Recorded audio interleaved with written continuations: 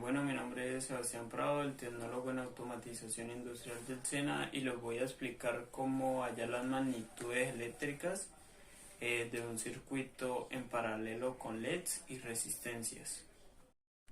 Bueno, aquí tenemos el circuito que nos plantean.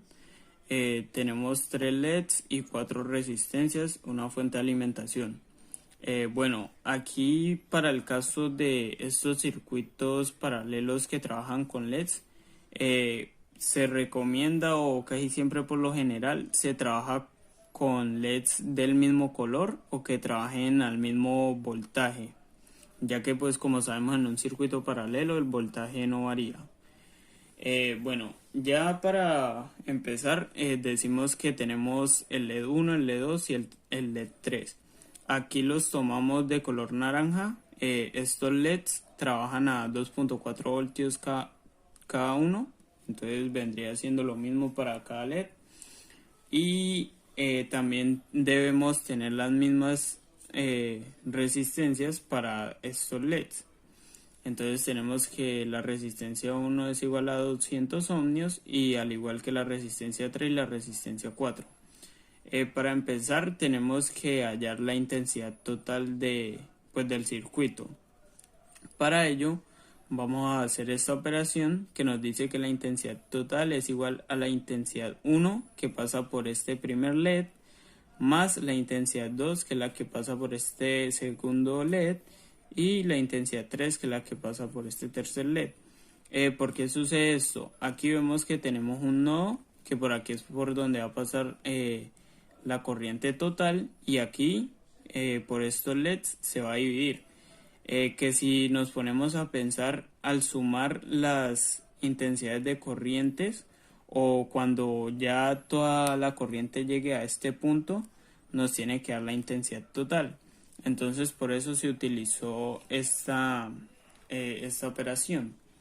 Cabe aclarar que como ya antes habíamos dicho en videos anteriores, los LEDs por lo general trabajan a 20 miliamperios.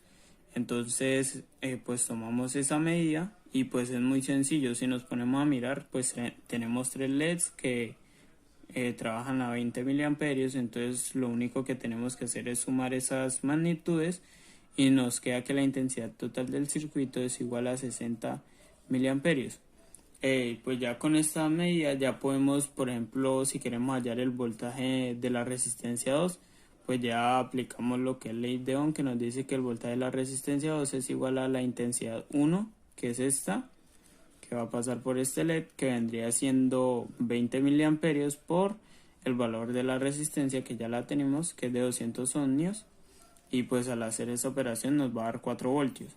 Y si miramos pues en cada uno de los voltajes de las resistencias que están conectadas a los LEDs, o sea aquí, el voltaje en cada resistencia va a ser el mismo.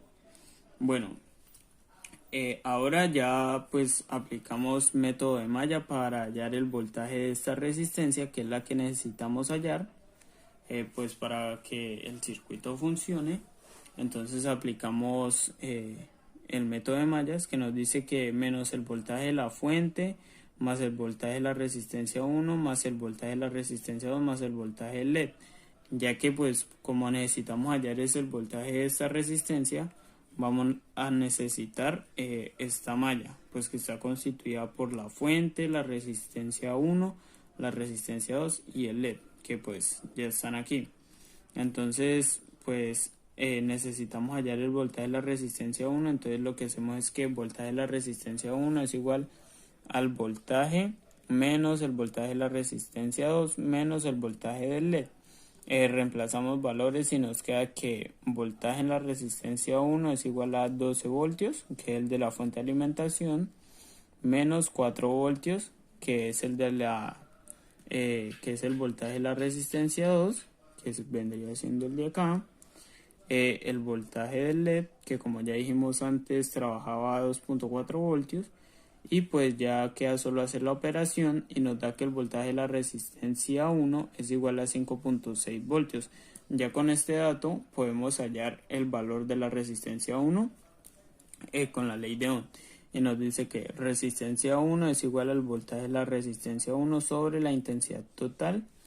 Reemplazamos valores y la resistencia 1 es igual a 5.6 voltios, que fue esta que ya hallamos, y la intensidad total, que vendría siendo los 60 miliamperios que están aquí, y pues ya hacemos la debida división y nos da como resultado que el valor de la resistencia 1 es igual a 9,3 voltios para que el circuito pueda funcionar. Y pues de esta manera queda explicado cómo se hallan las magnitudes en un circuito paralelo con LEDs y resistencias. Gracias.